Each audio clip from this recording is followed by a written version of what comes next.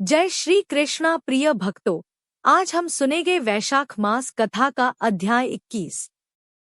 कार्तिक मास की श्रेष्ठता तथा उसमें करने योग्य स्नान, दान, भगवत पूजन आदि धर्मा का महत्व। ऋषि बोले, सूत जी, हम लोग कार्तिक मास का महात्म्य सुनना चाहते हैं। सूत जी बोले, ऋषियों, तुमने मुझसे जो प्रश्न किया है उसी को ब्रह्मपुत्र नारद जी ने जगतगुरु ब्रह्मा से इस प्रकार पूछा था। पितामह, मासों में सबसे श्रेष्ठ मास, देवताओं में सर्वोत्तम देवता और तीर्थों में विशिष्ट तीर्थ कौन है, यह बताइए। ब्रह्मा जी बोले, मासों में कार्तिक, देवताओं में भगवान विष्णु और तीर्थों में नारायण तीर्थ, बद्रिकाश्रम श्रेष्ठ है। ये तीनों कलयुग में अत्यंत दुर्लभ हैं। इतना कहकर ब्रह्मा जी ने भगवान राधा कृष्ण का स्मरण किया और पुनः नारद जी से कहा, बेटा, तुमने समस्त लोकों का उद्धार करने के लिए यह बहुत अच्छा प्रश्न किया। मैं कार्तिक का महात्म्य कहता हूँ। कार्तिक मास भगवान विष्णु को सदा ही प्रिय है। कार्तिक में भगवान विष्णु के उद्देश्य से जो कुछ पुण्य किया जाता है उसका नाश मैं नहीं देखता। नारद, यह मनुष्य योनि दुर्लभ है। इसे पाकर मनुष्य अपने को इस प्रकार रखे कि उसे पुनः नीचे न गिरना पड़े। कार्तिक सब मासों में उत्तम है।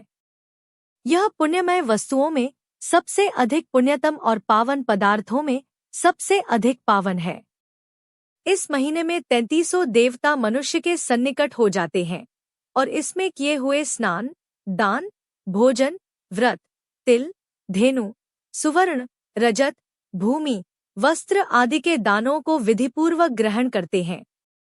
कार्तिक में जो कुछ दिया जाता है, जो भी तप किया जाता है, उसे सर्वशक्तिमान भगवान विष्णु ने अक्षय फल देने वाला बतलाया है।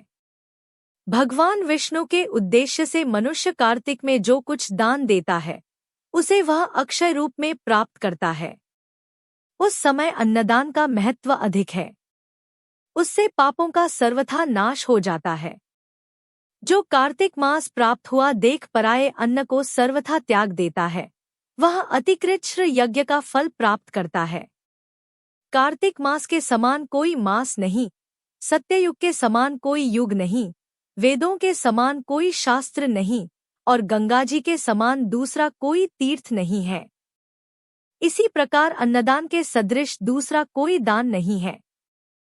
दान करने वाले पुरुषों के लिए न्यायोपार्जित द्रव्य के दान का सुअवसर दुर्लभ है। उसका भी तीर्थ में दान किया जाना तो और भी दुर्लभ है।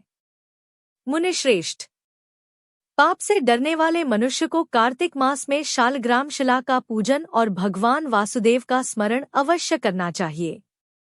दान आदि करने में असमर्थ मनुष्य प्रतिदिन प्रसन्नतापूर्वक नियम से भगवान नामों का स्मरण करे। कार्तिक में भगवान विष्णु की प्रसन्नता के लिए विष्णु मंदिर अथवा शिव मंदिर में रात को जागरण करे। शिव और विष्णु के मंदिर न हो तो किसी भी देवता के मंदिर में जागरण करे। यदि दुर्गम वन में स्थित हो या विपत्ति में पड़ा हो तो पीपल के वृक्ष की जड़ में अथवा तुलसी के वनों में जागरण करे। भगवान विष्णु के समीप उन्हीं के नामों और लीलाकथाओं का गायन करे। यदि आपत्ति में पड़ा हुआ मनुष्य कहीं अधिक जल न पावे अथवा रोगी होने के कारण जल से स्नान न कर सके तो भगवान के नाम से मार्जन मात्र कर ले। व्रत में स्थित हुआ पुरुष यदि उद्यापन की विधि करने में असमर्थ हो तो व्रत की समाप्ति के बाद उसकी पूर्णता के लिए केवल ब्राह्मणों को भोजन करावे। जो स्वयं दीपदान करने में असमर्थ हो वह दूसरे के बुझे हुए दीप को जला दे अथवा हवा आदि से यत्नपूर्वक उसकी रक्षा करे। भगवान विष्णु की पूजा न हो सकने पर तुलसी अथवा आंवले का भगवत बुद्धि से पूजन करे। मन ही मन भगवान विष्णु के नामों का निरंतर कीर्तन करता रहे। गुरु के आदेश देने पर उनके वचन का कभी उल्लंघन न करे। यदि अपने ऊपर दुख आदि आ पड़े तो गुरु की शरण में जाए। गुरु की प्रसन्नता से मनुष्य सब कुछ प्राप्त कर लेता है। परम बुद्धिमान कपिल और महातपस्वी सुमति भी अपने गुरु गौतम की सेवा से अमृतत्व को प्राप्त हुए हैं। इसलिए विष्णु भक्त पुरुष कार्तिक में सब प्रकार से प्रयत्न करके गुरु की सेवा करे। ऐसा करने से उसे मोक्ष की प्राप्ति होती है। सब दानों से बढ़कर कन्यादान है, उससे अधिक विद्यादान है। विद्यादान से भी गोदान का महत्व अधिक है और गोदान से भी बढ़कर अन्नदान है, क्योंकि यह समस्त संसार अन्न के आधार पर ही जीवित रहता है। इसलिए कार्तिक में अन्नदान अवश्य करना चाहिए। कार्तिक में नियम का पालन करने पर अवश्य ही भगवान विष्णु का सारूप्य एवं मोक्षदायक पद प्राप्त होता है।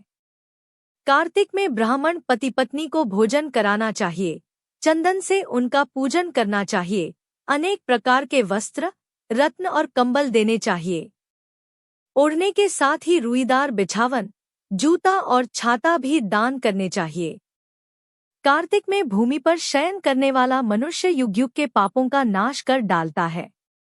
जो कार्तिक मास में भगवान विष्णु के आगे अरुणोदय काल में जागरण करता है और नदी में स्नान, भगवान विष्णु की कथा का श्रवण, वैष्णवों का दर्शन तथा नित्य प्रति भगवान विष्णु का पूजन करता है, उसके पितरों का नरक से उद्धार हो जाता है। अहो, जिन लोगों ने भक्तिपूर्वक भगवान विष्णु का पूजन नहीं किया, वे इस कलयुग की कंदरा में गिरकर नष्ट हो गए, लुट गए। जो मनुष्य कमल के एक फूल से देवताओं के स्वामी भगवान कमलाप्ति की पूजा करता है, वह करोड़ों जन्मों के पापों का नाश कर डालता है। मुनिश्रेष्ठ, जो कार्तिक में 1,00,000 तुलसी दल चढ़ाकर भगवान विष्णु की पूजा करता है, वह एक एक दल पर मुक्तादान करने का फल प्राप्त करता है। जो भगवान के श्रीअंगों से उतारी हुई प्रसाद स्वरूपा तुलसी को मुख में, मस्तक पर और शरीर में धारण करता है तथा भगवान के निर्माल्यों से अपने अंगों का मार्जन करता है, वह मनुष्य संपूर्ण रोगों और पापों से मुक्त हो जाता है। भगवत पूजन संबंधी प्रसाद स्वरूप शंख का जल, भगवान की भक्ति, निर्माल्य पुष्प आदि, चरणोदक, चंदन और धूप ब्रह्महत्या का नाश करने वाले हैं। नारद, कार्तिक मास में प्रातः काल स्नान करे और प्रतिदिन अपनी शक्ति के अनुसार ब्राह्मणों को अन्नदान दे, क्योंकि सब दानों में अन्नदान ही सबसे बढ़कर है। अन्न से ही मनुष्य जन्म लेता और अन्न से ही बढ़ता है। अन्न को समस्त प्राणियों का प्राण माना गया है। अन्नदान करने वाला पुरुष संसार में सब कुछ देने वाला और संपूर्ण यज्ञों का अनुष्ठान करने वाला है। पूर्व काल में सत्यकेतु ब्राह्मण ने केवल अन्नदान से सब पुण्यों का फल पाकर परम दुर्लभ मोक्ष को भी प्राप्त कर लिया था। कार्तिक मास में अनेक प्रकार के दान देकर भी यदि मनुष्य भगवान का चिंतन नहीं करता तो वे दान उसे कभी पवित्र नहीं करते। भगवान नाम स्मरण की महिमा का वर्णन मैं भी नहीं कर सकता। गोविंद गोविंद हरे मुरारे, गोविंद गोविंद मुकुंद कृष्ण, गोविंद गोविंद रथांगपाणे, गोविंद दामोदर माधेति। इस प्रकार प्रतिदिन कीर्तन करे। नित्य प्रति भागवत के आधे श्लोक या चौथाई श्लोक का भी कार्तिक में श्रद्धा और भक्ति के साथ अवश्य पाठ करे। जिन्होंने भागवत पुराण का श्रवण नहीं किया, पुराण पुरुष भगवान नारायण की आराधना नहीं की और ब्राह्मणों के मुखरूपी अग्नि में अन्न की आहुति नहीं दी, उन मनुष्यों का जन्म व्यर्थ ही गया। देवर्षे, जो मनुष्य कार्तिक मास में प्रतिदिन गीता का पाठ करता है, उसके पुण्य फल का वर्णन करने की शक्ति मुझ में नहीं है। गीता के समान कोई शास्त्र न तो हुआ है और न होगा। एकमात्र गीता ही सदा सब पापों को हरने वाली और मोक्ष देने वाली है। गीता के एक अध्याय का पाठ करने से मनुष्य घोर नरक से मुक्त हो जाते हैं, जैसे जड़ ब्राह्मण मुक्त हो गया था। 7 समुद्रों तक की पृथ्वी का दान करने से जो फल प्राप्त होता है, शालग्राम शिला के दान करने से मनुष्य उसी फल को पा लेता है। अतः कार्तिक मास में स्नान तथा दानपूर्वक शालग्राम शिला का दान अवश्य करना चाहिए। यह भाग यहीं पर समाप्त होता है। अगर आपको यह कथा पसंद आई हो तो कमेंट बॉक्स में जय श्री कृष्णा लिखकर हमारे चैनल को सब्सक्राइब करके वीडियो को लाइक और शेयर जरूर करें।